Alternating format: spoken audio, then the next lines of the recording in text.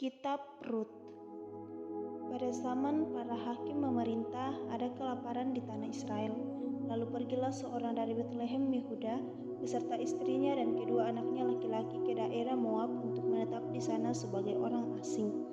Nama orang itu ialah Elimelek, nama istrinya Naomi, dan nama kedua anaknya Mahlon dan Kilion, semuanya orang-orang Efrata dari Betlehem Yehuda. Dan setelah sampai ke daerah Moab, diamlah mereka di sana. Kemudian matilah Elimelek suami Naomi, sehingga perempuan itu tertinggal dengan kedua anaknya. Keduanya mengambil perempuan Moab, yang pertama bernama Orpa, yang kedua bernama Rut, dan mereka diam di situ kira-kira 10 tahun lamanya. Lalu matilah juga keduanya, yakni Mahlon dan Kilion, sehingga perempuan itu kehilangan kedua anaknya dan suaminya.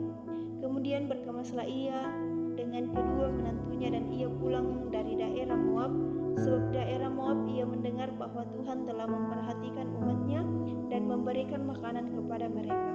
Maka berangkatlah ia dari tempat tinggalnya itu bersama-sama dengan kedua menantunya. Ketika mereka sedang di jalan untuk pulang ke tanah Yehuda, berkatalah Naomi kepada kedua menantunya itu, "Pergilah, pulanglah masing-masing ke rumah ibunya. Tuhan kiranya menunjukkan kasih-Nya kepadamu seperti yang kamu tunjukkan kepada orang-orang yang telah mati itu dan kepadaku. Kiranya atas karunia Tuhan kamu mendapat tempat perlindungan masing-masing di rumah suaminya." Lalu diciumnyalah mereka, tetapi mereka menangis dengan suara keras dan berkata kepadanya, "Tidak kami ikut dengan engkau pulang kepada bangsamu." Tetapi Naomi berkata, "Pulanglah anak-anakku, mengapakah kamu turut dengan aku? Bukankah tidak akan ada lagi anak laki-laki yang kulahirkan untukku dijadikan suamimu nanti? Pulanglah anak-anakku, pergilah, sebab sudah terlalu tua aku untuk bersuami. Seandainya pikirku ada harapan bagiku dan sekalipun malam ini aku bersuami, bahkan sekalipun aku masih melahirkan anak laki-laki, masakan kamu menanti sampai mereka dewasa? Masakan karena itu kamu harus menahan diri dan tidak bersuami? Janganlah kiranya demikian, anak-anakku. Bukankah jauh lebih pahit yang aku alami daripada kamu, sebab tangan Tuhan teracung terhadap aku?" Menangis pula mereka dengan suara keras. Lalu Orpa mencium mertuanya itu minta diri, tetapi Rut tetap berpaut padanya. Berkatalah Naomi, "Telah pulang iparmu kepada bangsanya dan kepada para allahnya, pulanglah mengikuti iparmu itu." Tetapi kata Rut, "Janganlah desak aku meninggalkan engkau dan pulang dengan tidak mengikuti engkau. Sebab kemana engkau pergi, ke situ jugalah aku pergi, dan di mana engkau bermalam, di situ jugalah aku bermalam. Bangsamu lah bangsaku, dan Allahmu lah Allahku. Di mana engkau mati, aku pun mati di sana, dan di sanalah aku dikuburkan. Beginilah kiranya Tuhan menghukum aku, bahkan lebih lagi daripada itu, jikalau sesuatu apapun memisahkan aku dari engkau, selain daripada maut." Ketika Naomi melihat bahwa Rut berkeras untuk ikut bersama-sama dengan dia, berhentilah ia dan berkata-kata kepadanya, dan berjalanlah keduanya sampai mereka tiba di Betlehem. Ketika mereka masuk ke Betlehem, gemparlah seluruh kota itu karena mereka, dan perempuan-perempuan berkata, "Naomi kah itu?" Tetapi ia berkata kepada mereka, "Janganlah sebut aku Naomi, sebutkanlah aku Mara, sebab Yang Maha Kuasa telah melakukan banyak yang pahit kepadaku. Dengan tangan yang penuh aku pergi, tetapi dengan tangan yang kosong Tuhan memulangkan aku. Mengapakah kamu menyebutkan aku Naomi? Karena Tuhan telah naik saksi menentang aku, dan Yang Maha Kuasa telah mendatangkan malapetaka kepadaku." Demikianlah Naomi pulang bersama-sama dengan Rut, perempuan Moab itu, menantunya, yang turut pulang dari daerah Moab. Dan sampailah mereka ke Betlehem pada permulaan musim menuai jelai. Rut bertemu dengan Boas. Naomi itu memiliki seorang sanak dari pihak suaminya, seorang yang kaya raya dari kaum Elimelek namanya Boas. Maka Rut, perempuan Moab itu berkata kepada Naomi, "Biarkanlah aku pergi ke ladang memungut bulir-bulir jelai di belakang orang yang murah hati kepadaku." Dan sahut Naomi kepadanya, "Pergilah anakku." Pergilah ia lalu sampai di ladang dan memungut jelai di belakang penyabit-penyabit. Kebetulan ia berada di tanah milik Boas yang berasal dari kaum Elimelek.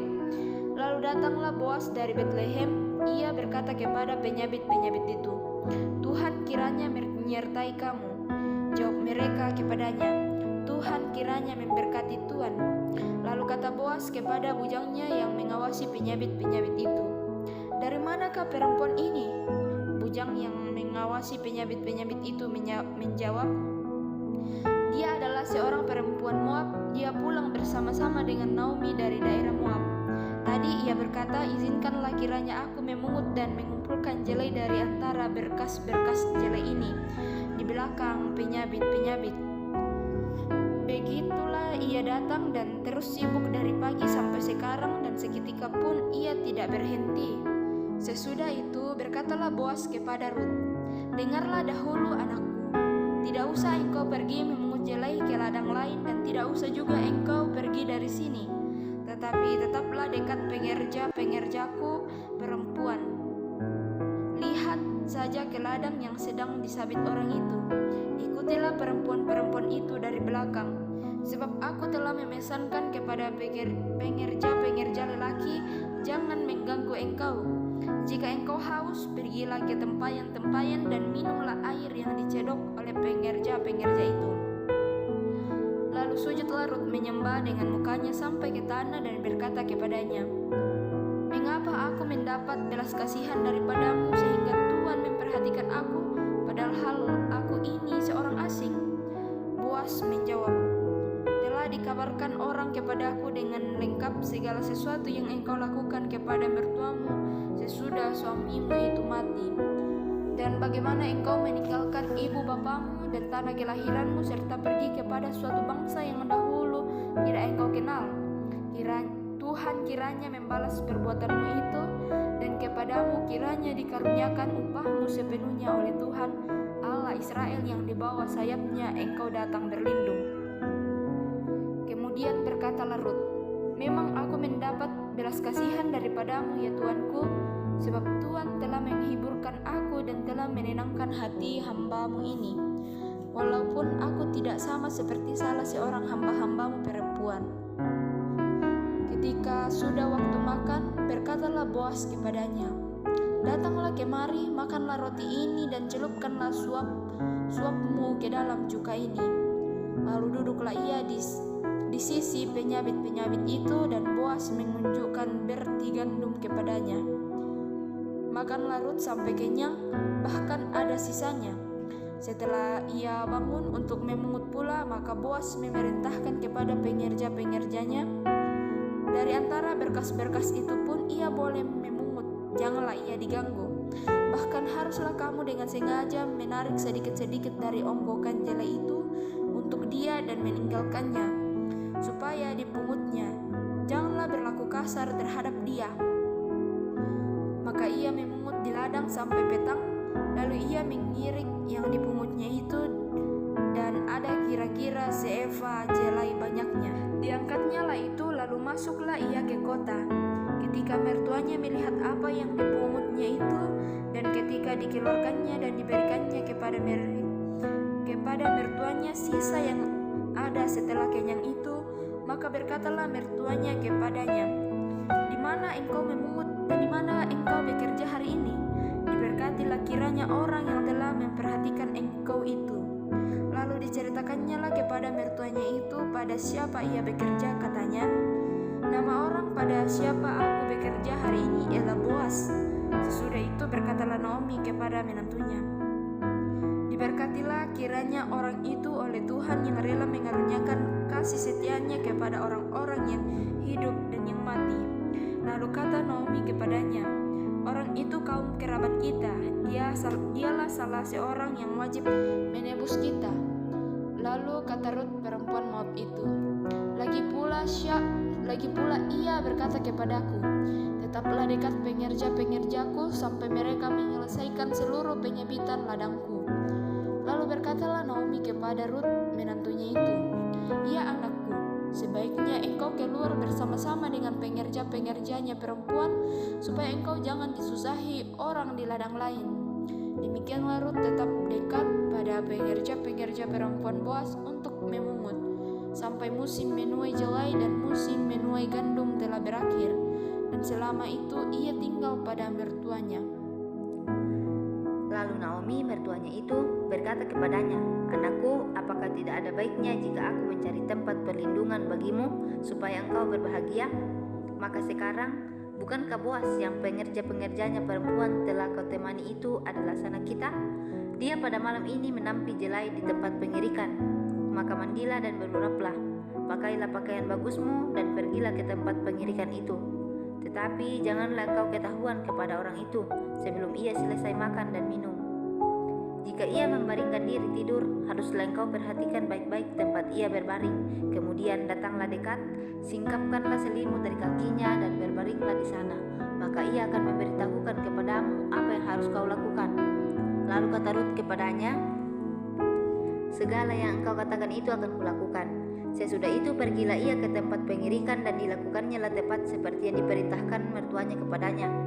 Setelah Boas habis makan dan minum dan hatinya gembira, datanglah ia untuk membaringkan diri tidur pada ujung timbunan jelai itu. Kemudian datanglah perempuan itu dekat dengan diam-diam, disingkapkannya lah selimut dari kaki Boas dan berbalinglah ia di situ.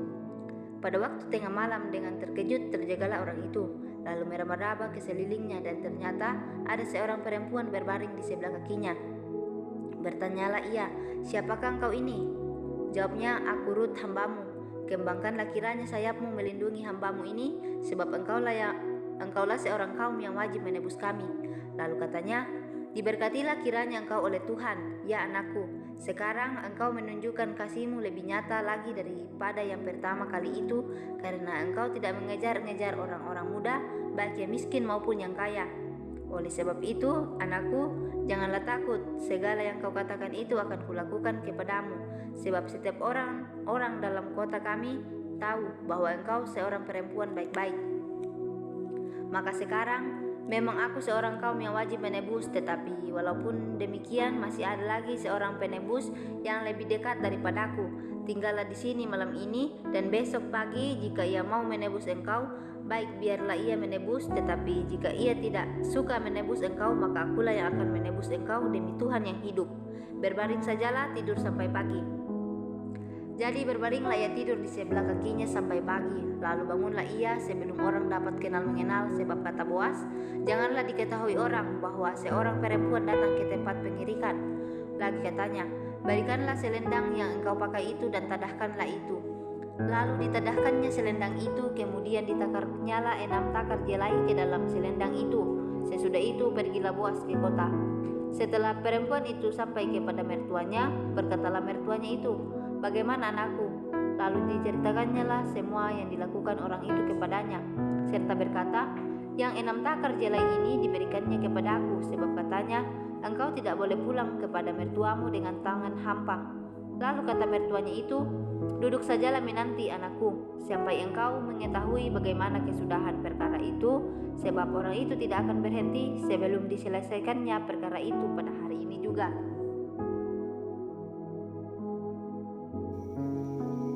Boas telah pergi ke pintu gerbang dan duduk di sana. Kebetulan lewatlah penebus yang disebut Boas itu. Lalu berkatalah Boas, "Hai saudara-saudara, datanglah dahulu kemari, duduklah di sini." Maka datanglah ia lalu duduk. Kemudian dipilihnya 10 orang dari para tua-tua kota itu dan berkata, "Duduklah kamu di sini." Maka duduklah mereka, lalu berkatalah ia kepada penebus itu, "Tanah milik kepunyaan saudara kita Elimelek hendak dijual oleh Naomi yang telah pulang dari daerah Moab. Jadi pikirku, baik juga hal itu kusampaikan padamu sebagai berikut. Belilah tanah itu di depan orang-orang yang duduk di sini dan di depan para tua-tua bangsa kita. Jika engkau mau menebusnya, tebuslah. Tetapi jika engkau tidak mau menebusnya, beritahukanlah kepadaku supaya aku tahu, sebab tidak ada orang yang dapat menebusnya kecuali engkau, dan sesudah engkau aku." Lalu berkatalah ia, "Aku akan menebusnya."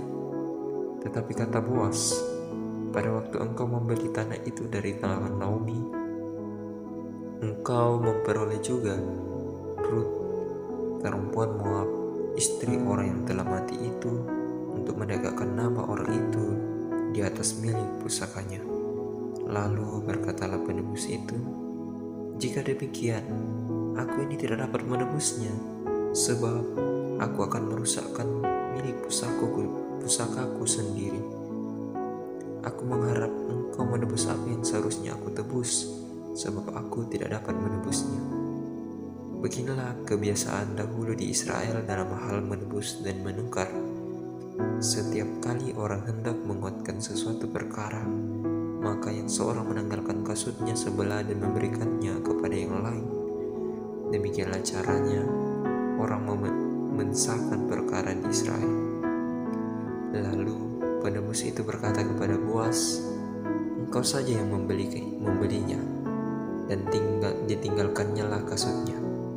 Kemudian berkatalah Boas kepada para tua-tua dan kepada semua orang di situ, kamulah pada hari ini menjadi saksi bahwa segala milik Elimelek dan segala milik Kilion dan Mahlon aku beli dari tangan Naomi. Juga Rut, perempuan Moab itu, istri Mahlon, aku peroleh menjadi istriku untuk menegakkan nama orang yang telah mati itu di atas milik pusakanya. Demikianlah nama orang itu tidak akan lenyap dari antara saudara-saudaranya dan dari antara warga kota. Kamulah pada hari ini menjadi saksi. Dan seluruh orang yang hadir di pintu gerbang dan para tua-tua berkata, kamilah menjadi saksi. Tuhan kiranya membuat perempuan yang akan masuk ke rumahmu itu sama seperti Rahel dan Lea, yang keduanya telah membangunkan umat Israel. Biarlah engkau menjadi makmur di Efrata, dan biarlah namamu termasyhur di Betlehem. Keturunanmu kiranya menjadi seperti keturunan Peres yang dilahirkan Tamar bagi Yehuda, oleh karena anak-anak yang akan diberikan Tuhan kepadamu dari perempuan muda ini. Lalu Boas mengambil Rut, dan perempuan itu menjadi istrinya, dan diambilnyalah dia. Dan ke atas karunia Tuhan perempuan itu mengandung, lalu melahirkan seorang anak laki-laki.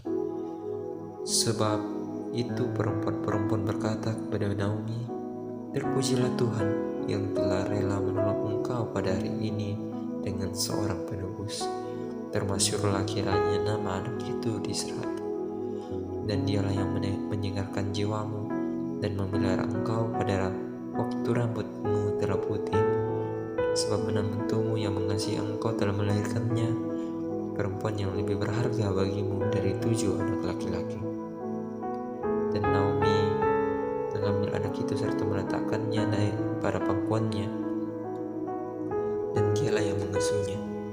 Dan setelah tetangga-tetangga perempuan memberi nama kepada anak itu, katanya, pada Naomi telah lahir seorang anak laki-laki. Lalu mereka menyebut namanya Obed. Dialah ayah Isai, ayah Daud. Inilah keturunan Peres. Peres memperanakan Esron, Esron memperanakan Ram, Ram memperanakan Aminadab, Aminadab memperanakan Nahason, Nahason memperanakan Salmon, Salmon memperanakan Boas, Boas memperanakan Obed, Obed memperanakan Isai, dan Isai memperanakan Daud. Amin firman Tuhan.